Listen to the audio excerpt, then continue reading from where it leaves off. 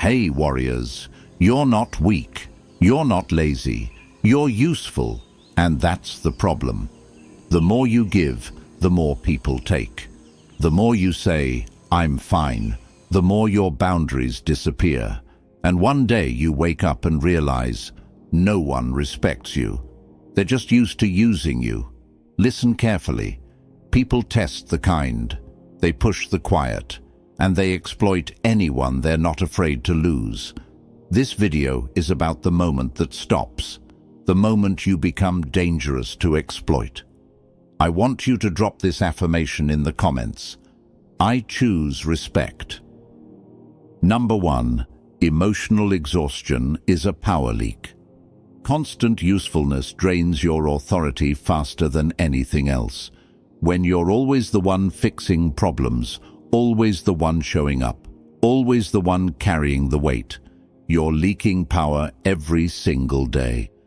Not because helping is wrong, but because you're doing it without any protection, without any limits, without any strategy. Your energy becomes predictable. People know exactly what they'll get from you. They know you'll handle it. They know you won't complain. And that predictability kills respect. Think about water. When it flows freely everywhere, it has no force. But when you channel it, when you control its direction, it can cut through stone. Your energy works the same way. Scattered and available to everyone, it's weak. Focused and controlled, it becomes unstoppable. Being emotionally available to everyone makes you controllable. When people know they can always reach you, always count on you, always pull from you, they stop seeing you as valuable. They see you as accessible, and accessible things are never treasured. I'm fine becomes your automatic response. Someone asks how you're doing and you say it without thinking, even when you're exhausted, even when you're struggling, even when you're barely holding it together. That phrase becomes armor, but it's paper-thin armor that protects nothing. That constant "I'm fine" signals to everyone around you that you're willing to self-destruct silently. It tells them you won't make waves, you won't demand better, you won't push back. You'll just absorb everything and keep moving. Burnout isn't about workload. Real burnout comes from unreciprocated giving. It's the exhaustion of pouring yourself out for people who never pour back. It's carrying everyone while nobody notices you're struggling. Every time you give without receiving, you create an imbalance. That imbalance doesn't just drain you physically, it drains your authority. People stop asking what you need because they've learned you'll handle yourself. They stop reciprocating because the dynamic has never required it. Energy without control invites extraction. When you make yourself available without boundaries, you're putting up a sign that says, "Free energy here," and people will take, not because they're bad, but because you've made it easy. Machiavelli once said, "Men are driven by two principal impulses, either by love or by fear." When people feel neither love nor fear in their treatment of you, when there's no appreciation and no consequence, you become invisible, useful, but invisible. The moment you start controlling your energy output, everything shifts. When you become selective about where your effort goes, people notice. When you stop being available to everyone all the time, your value rises. Your emotional exhaustion isn't weakness, it's data. It's telling you that the current system isn't sustainable. It's telling you that giving without limits only creates takers without gratitude. Number 2, the nice person trap. Excessive kindness often hides a strategy you're not even aware of. Deep in your mind, there's an unconscious deal. If I give enough, they'll value me. If I'm helpful enough, they'll respect me. If I sacrifice enough, they'll finally see I matter. But you're the only one who agreed to that deal. The other person never signed this contract. They never promised to value you more because you gave more. They just learned that asking you for things works. So they keep asking. You think you're building credit. Every favor, every yes, every accommodation. In your mind, you're creating a balance. You're thinking they'll remember, they'll appreciate it, they'll return it when you need them. But they don't, because in their mind, this is just who you are. The helpful one, the accommodating one. They're not keeping score because they don't see it as extraordinary. They see it as normal. This is why the nice person trap devastates. You're working from one set of rules while everyone else works from another. You're treating your kindness as currency while they're treating it as atmosphere. Respect cannot be negotiated through sacrifice. You can't earn it by proving how much you'll tolerate. You can't buy it by showing how much you'll give. Respect comes from clarity, from boundaries, from the understanding that your yes means something because your no exists. When you're nice to everyone without discrimination, your niceness loses meaning. People need to know that your kindness is a choice, not a guarantee. The unconscious approval strategy feels virtuous. You tell yourself you're just being good, just being helpful. But underneath, there's a hunger for validation, a need to be seen, a hope that all this giving will finally make you matter. And when it doesn't work, when people don't suddenly start treating you better, the resentment builds. You start feeling used. You start feeling taken advantage of. You start feeling bitter about the very kindness you chose to give. Unspoken contracts create silent resentment and public weakness. You resent them for not honoring a deal they don't know exists, and you appear weak because you keep accepting less than you deserve without ever saying anything. The way out is to give without expectation or stop giving until the dynamic is balanced. Real kindness expects nothing back. Strategic kindness that pretends to expect nothing creates poison in your mind. I want you to drop this affirmation in the comments. My worth needs no proof. Number 3, no boundaries, no consequences, no respect. People will test you, always, not maliciously, not even consciously, but they will push to see where the line is. They'll ask for more than they should. They'll cross small boundaries. They'll see what they can get away with. This is human nature. We all test limits to understand the structure of our dynamics. And if there are no limits, we keep expanding. You set a boundary.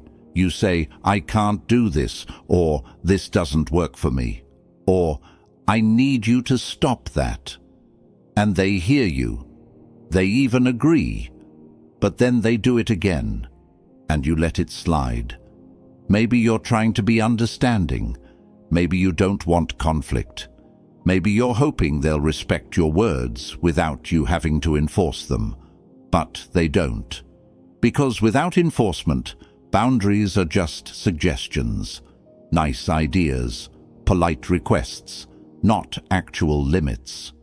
When you set a boundary but never enforce it, you train people that your words are decorative. They learn that you'll say things but not back them up. They learn that pushing past your no eventually gets them to yes. And once they learn that, respect evaporates. Harmlessness is read as permission. When you're too flexible, too accommodating, too willing to give another chance, people interpret that as weakness. They see someone who won't push back, someone who's safe to exploit. Respect only exists where loss is possible. People respect you when they understand that violating your boundaries costs them something. Maybe it costs them your time. Maybe it costs them your presence. Maybe it costs them your help. But there has to be a cost. Without that cost, why would anyone respect your limits? If they can cross your boundaries and nothing changes, what's their motivation to stop? Boundaries are not explanations. They're not discussions. They're not 3-paragraph justifications. Boundaries are simple, clear lines. This is acceptable, that is not. Cross this line, and here's what happens. Machiavelli once said, "Since love and fear can hardly exist together, if we must choose between them, it is far safer to be feared than loved." You don't need people to fear you, but they absolutely need to respect the consequences of their actions. Without consequences, words have no weight. You can repeat yourself forever. You can explain yourself in new ways. But until there's an actual consequence for crossing your boundary, nothing will change. The moment you enforce one real boundary, the moment you actually follow through with a consequence, people recalibrate completely. They realize you're not playing. They realize your limits are real. And suddenly, everything changes. Your words start meaning something. Your boundaries become solid. And respect emerges naturally. Number 4, the monster in the garden. Goodness without strength is not virtue. A good person is not a toothless person. Being kind, being compassionate, being gentle, these are only meaningful when they're choices, when you could do otherwise but choose not to. When you have the capacity for force but exercise restraint.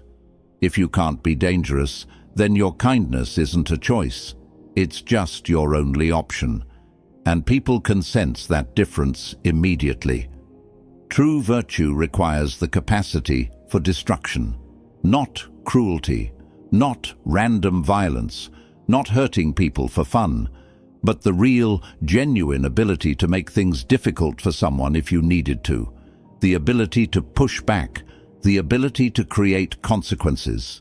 This is what's missing in most people who get walked over. They've cultivated kindness so thoroughly that they've eliminated their own teeth. They're so committed to being good that they've made themselves harmless, and harmless people get exploited. Think about people you respect most. They're probably kind, probably generous, probably helpful, but there's something else there too.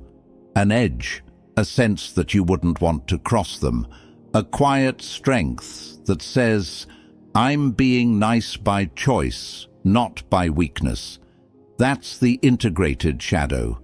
That's the monster in the garden, controlled, contained, but very much present. People sense when you cannot retaliate. They feel it energetically. When someone knows they can do anything to you and you'll never push back, never walk away, never create a consequence, they unconsciously categorize you as safe to exploit. It's not a conscious decision on their part. It's survival instinct. Humans are wired to test for power dynamics. We push boundaries to understand social hierarchies, and if pushing someone reveals they have no capacity to push back, we file them under no threat. Power comes from contained aggression, not unleashed, not wild, not random, but present and controlled. Like a well-trained guard dog that's calm and friendly until you cross a line. You need to integrate your capacity for force. Acknowledge that you could walk away. You could say no and mean it. You could make someone's life harder if they continue disrespecting you. You have that power. The difference between you and a cruel person is that you choose not to use that power unnecessarily. You exercise restraint. But the restraint only matters if the power is real. A monster under control is safer and more respected than innocence. The innocent person gets preyed upon. The monster gets avoided. But the person who's clearly capable of force but chooses kindness, that person gets respected. This doesn't mean becoming aggressive. It means integrating the part of you that can stand firm. That can look someone in the eye and hold your ground. That can let someone experience the loss of your presence without guilt. When you become someone who's kind by choice rather than kind by limitation, people treat you completely differently. They value your kindness more because they understand it's not guaranteed. The moment you stop being harmless, you become powerful, not in a way that hurts anyone, but in a way that protects you. I want you to drop this affirmation in the comments. I am not harmless. Number 5. Scarcity creates value. Constant availability destroys perceived worth. When you're always there, always accessible, always ready to help, you become like air. Essential, technically, but completely taken for granted. Think about gold. Why is gold valuable? It's not the most useful metal. Iron is more useful, but gold is rare. It's hard to find. It costs something to obtain. That scarcity creates value. Now think about water in the desert versus water from your tap. Same substance, completely different value. In the desert, people would trade fortunes for it. From your tap, you barely think about it. The difference, scarcity. You are the tap water in most people's lives. Always flowing, always available, always there when they need you. And they treat you accordingly, as something that requires no appreciation because it requires no effort to access. Scarcity rewires how people treat you. When you're not constantly available, when your time isn't free, when people have to actually consider whether you'll say yes, your value skyrockets in their perception. This isn't manipulation, it's basic psychology. Humans value what they have to work for. We chase what feels rare. We respect what costs us something. When you pull back, when you stop being the person who's always available, people's brains trigger a scarcity response. Wait, where did they go? Why aren't they available anymore? Suddenly you're interesting again. This applies to your time, your attention, your energy, your help. The moment you stop giving these things freely to everyone, they become valuable. Gold versus air. That's the choice. Do you want to be essential but ignored, or rare and valued? Because you can't be both constantly available and highly valued. Human psychology doesn't work that way. Abundance is ignored. Rarity is chased. When something is everywhere, we don't pursue it. When something is limited, we become interested. This is why limited edition items sell. Why hard-to-get reservations become desirable. Pulling back is not weakness. It's leverage. When you stop being available all the time, you're not being mean. You're simply acknowledging that your time and energy are limited resources that should be invested wisely. Machiavelli once said, "Everyone sees what you appear to be. Few experience what you really are." When you appear constantly available, people think you're desperate. When you appear selective with your time, people think you're valuable. The moment you start guarding your time like the precious resource it is, people automatically start treating it that way. You don't have to announce it.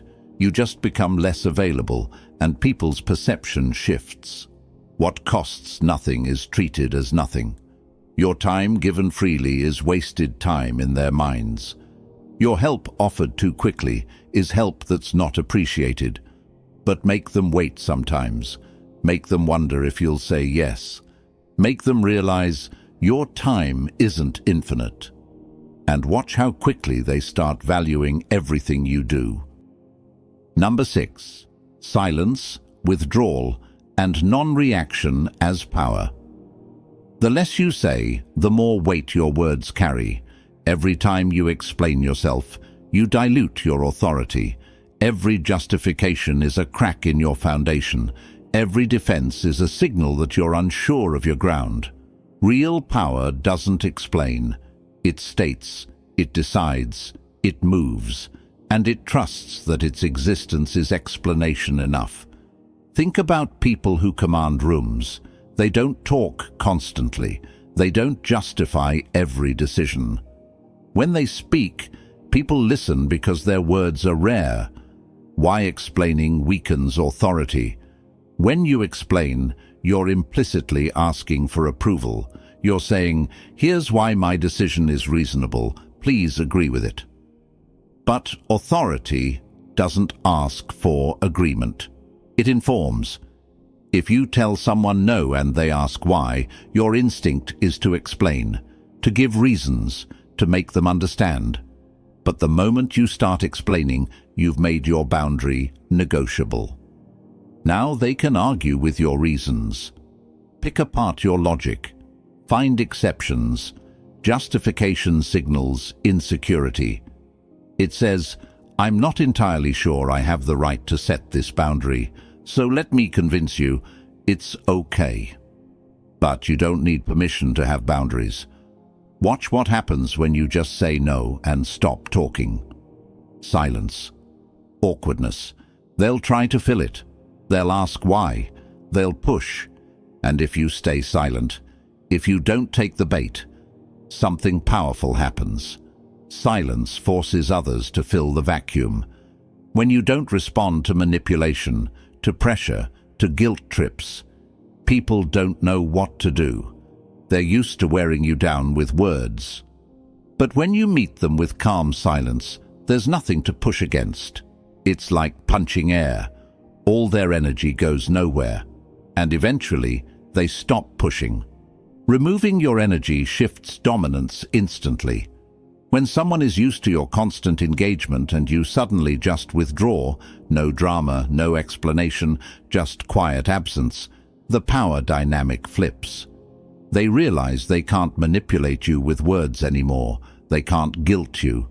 They can't wear you down, because you're not playing the game. Someone tries to bait you into an argument. Stay quiet.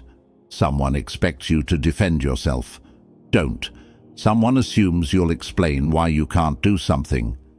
Just say you can't and offer nothing else. The discomfort they feel in that silence, that's their control evaporating. Power speaks least. The strongest people in any room are often the quietest, not because they have nothing to say, but because they understand that words lose value with overuse. They understand that silence carries more weight than explanation. You don't owe anyone an explanation for your boundaries. You don't owe anyone access to your reasoning. You don't owe anyone comfort with your decisions. Just state what is. Then be silent, and watch how quickly people start respecting you. I want you to drop this affirmation in the comments. My silence speaks volumes. Number 7. Emotional autonomy. Control of emotion is control of outcome. As long as someone can move you emotionally, they can control your behavior. As long as guilt works on you, you're controllable. As long as their anger makes you scramble, you're controllable. As long as their disappointment changes your choices, you're controllable. Emotional autonomy means ending the habit of managing others' emotions. You stop making yourself responsible for how they feel. You stop twisting yourself into uncomfortable shapes to keep them comfortable. You stop sacrificing your peace to maintain theirs. Here's what most people never realize. You can't actually control how anyone else feels. You can't make someone happy. You can't make someone not angry. You can only behave in ways that you hope will influence their emotions. And when you're doing that, you're not free, you're performing. People use emotions as tools. Guilt to make you give in. Anger to make you back down. Disappointment to make you try harder. And these tools only work if you let their emotions dictate your choices. There's a technique called gray rock. It's deceptively simple. Become emotionally uninteresting. When someone tries to provoke you, guilt you, manipulate you, you give them nothing. No emotional reaction, no anger, no defensiveness, no tears. Just boring, neutral, calm responses. Facts without feelings. Politeness without warmth. Presence without engagement. And it's incredibly effective. Because manipulators feed on emotional reactions. They need you to get upset, to defend yourself, to feel guilty. When you refuse to give them that energy, when you stay completely neutral, they lose their power. you become a grey rock, uninteresting, unrewarding to manipulate. And eventually they move on. Why guilt only works on the self-betrayer. If you're living in integrity with yourself, if your boundaries are fair, if you're being honest, you have nothing to feel guilty about. The guilt someone tries to put on you can only stick if you already believe you're doing something wrong. But when you know you're honoring yourself, when you know your boundaries are reasonable, guilt becomes powerless. They can try to guilt you all they want. It just slides off. Machiavelli once said, "The lion cannot protect himself from traps, and the fox cannot defend himself from wolves. One must therefore be a fox to recognize traps, and a lion to frighten wolves." Emotional autonomy makes you both. Calm neutrality is psychological armor. When you're not reactive, people can't hook you. When you're not defensive, they can't wear you down. When you're not trying to prove anything, they have no leverage. You become smooth. Everything they throw at you just slides off. Their guilt trips don't land. Their anger doesn't move you. Their disappointment doesn't change you. This doesn't mean becoming cold. You can still be warm with people who deserve it, but you become selective. You become protective of your emotional energy. If they can't move you emotionally, they can't control you. Period. Number 8. Aggression is not violence. Let's clear up a massive misunderstanding. Aggression and violence are completely different. Aggression is forward momentum. It's the energy that pushes through resistance. It's the force that says, "This is my boundary and I'm enforcing it." It's drive with direction. Violence is chaos. It's destruction without purpose. It's harm for the sake of harming. You don't need violence, but you absolutely need aggression.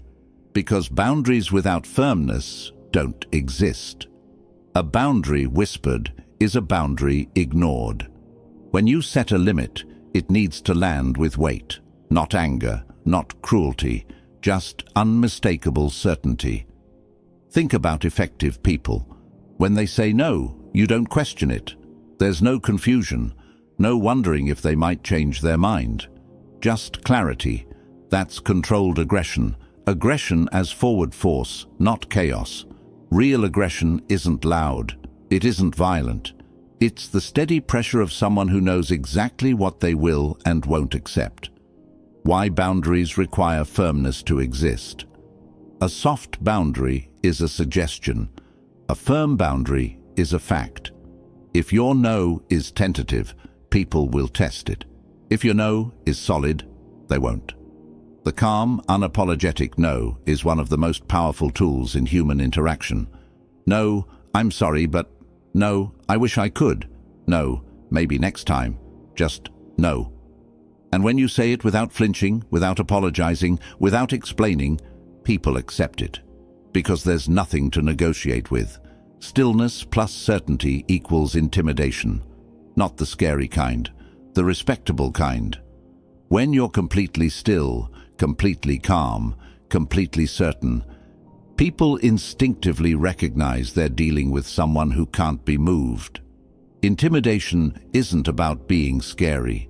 It's about being immovable. It's about people realizing that no amount of pressure will change your position. Soft words without steel mean nothing.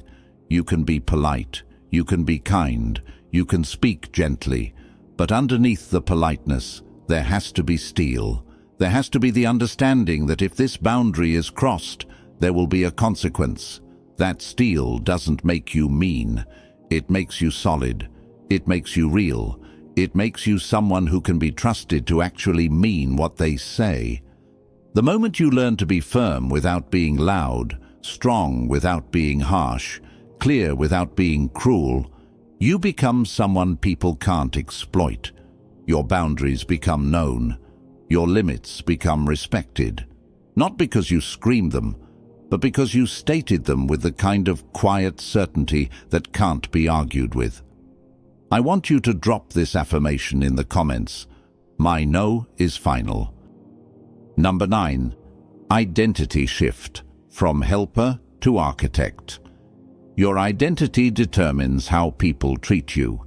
If you see yourself as a helper, someone who exists to support, to serve, to make other people's lives easier, then that's exactly how people will use you.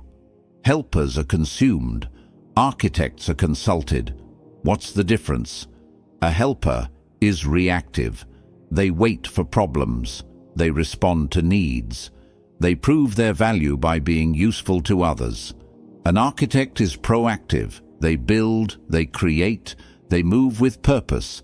Their value is inherent, not earned through service.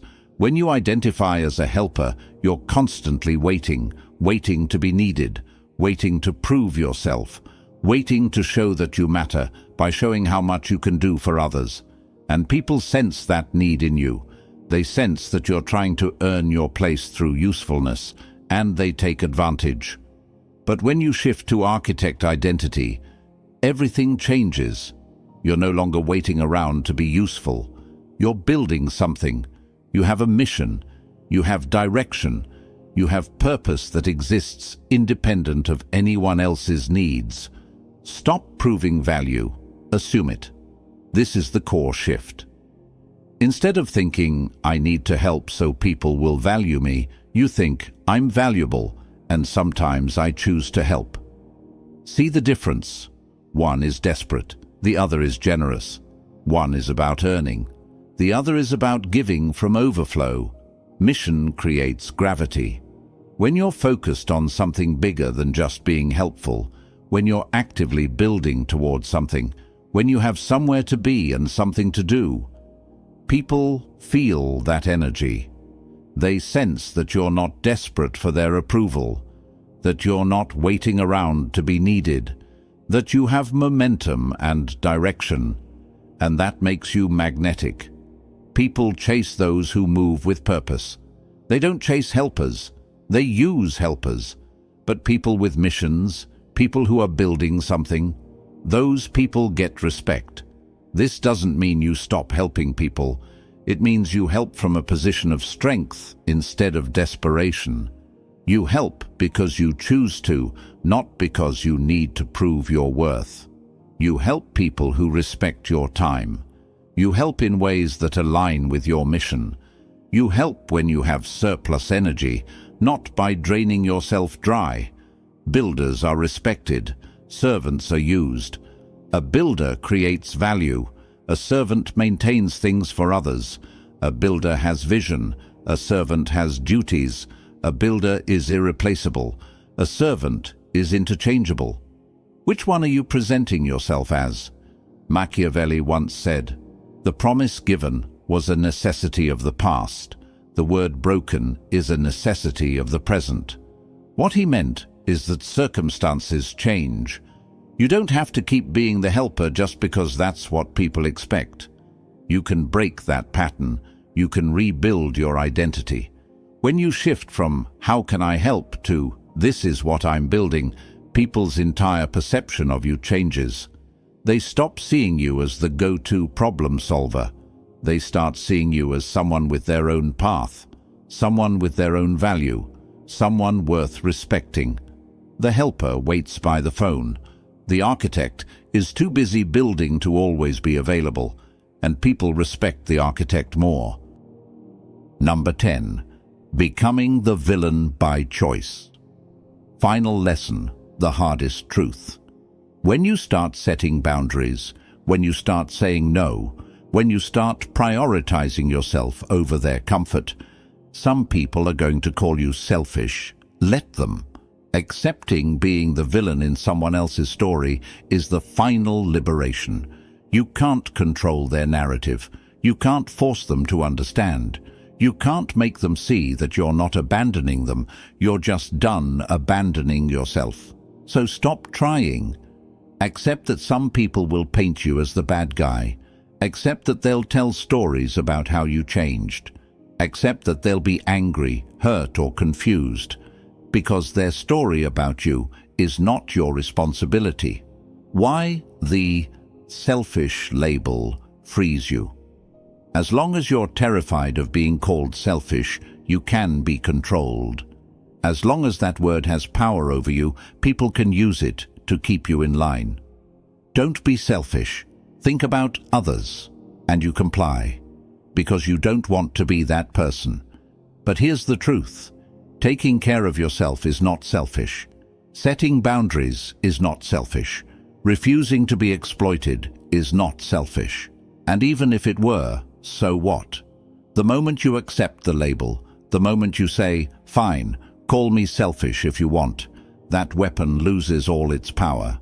Indifference is the final form of power, not hatred. Hatred means you still care, not anger. Anger means they still affect you, but complete, calm indifference to their judgment, that's untouchable. When you genuinely don't care if they understand, don't care if they approve, don't care if they think you're the villain, you become free. Because you're indifferent, they can say whatever they want. You're still going to honor yourself. You're still going to keep your boundaries. You're still going to build your life on your terms. Walking away as the ultimate threat. The most powerful thing you can do is prove you're willing to lose them. Not in a dramatic way, not in an angry way, just in a calm, matter-of-fact way. This doesn't work for me anymore. I'm done. And then, actually, be done. No coming back. No reconsidering. No being guilt-tripped into another chance. Just done. That ability to walk away, really walk away, is the ultimate power, because it proves you value yourself more than you value their approval. When you no longer fear judgment, control collapses. They can call you whatever they want. Selfish, cold, changed, mean. None of it moves you. None of it changes your mind. None of it brings you back. And without that fear of judgment, they have no leverage. No guilt works. No manipulation lands. No pressure changes anything. You're just free. Free to build your life the way you want. Free to set the boundaries you need. Free to walk away from what doesn't serve you. Free to be misunderstood without needing to correct the record. The beautiful irony is that once you stop caring about being the villain, you often stop being one in reality, because you're no longer operating from resentment or people-pleasing.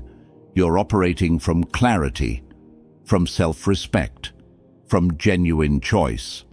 I want you to drop this affirmation in the comments. I honor myself first. So here's what happens when you apply all 10 lessons. You stop explaining yourself. Your choices need no justification. When someone pushes for reasons, you simply restate your boundary or stay silent. Your decisions exist because you made them, and that's enough. You stop apologizing for having needs, for having limits, for not being available, for prioritizing yourself, because none of those things require an apology. You move slower. You're not rushing to respond to every message. Not jumping to help every time someone has a problem. Not racing to prove your value. You move with intention, not reaction. You speak less. Your words become more valuable because they're rarer. When you talk, people listen, because you don't waste their time with unnecessary chatter. You say what matters, and nothing more. You observe more. You watch how people treat you. You notice patterns. You see who respects your boundaries and who tests them. You become strategic about where you invest your energy. And people notice. They stop taking you for granted. They stop assuming you'll always say yes. They stop treating your time like it's worthless. They stop pushing your boundaries because they've learned there are real consequences. People consult you instead of consuming you. They approach you with respect instead of entitlement. They value your input because they can't access it for free anymore. They treat you like someone who matters because you've shown them you believe you matter. You are no longer harmless, but you are controlled. You have teeth. but you choose when to show them. You have power, but you wield it with precision. You're capable of creating consequences, but you only do so when necessary. The moment you become capable of walking away, people stop testing how much they can take. They realize you're not desperate for their approval. You're not afraid of being alone.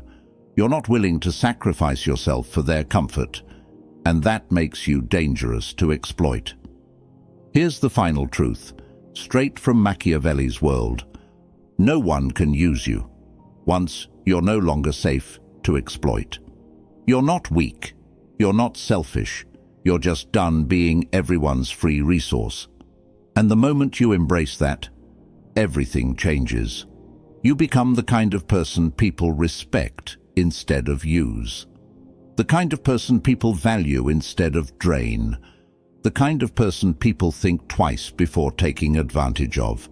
Not because you're mean, not because you're cruel, but because you've demonstrated through consistent action that exploiting you comes with a cost they're not willing to pay.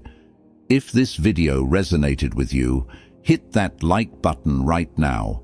Share this with someone who needs to hear these truths. And subscribe to this channel because we're diving deep into the uncomfortable realities that actually change lives. Remember, you're not here to be used. You're here to be respected. Act like it.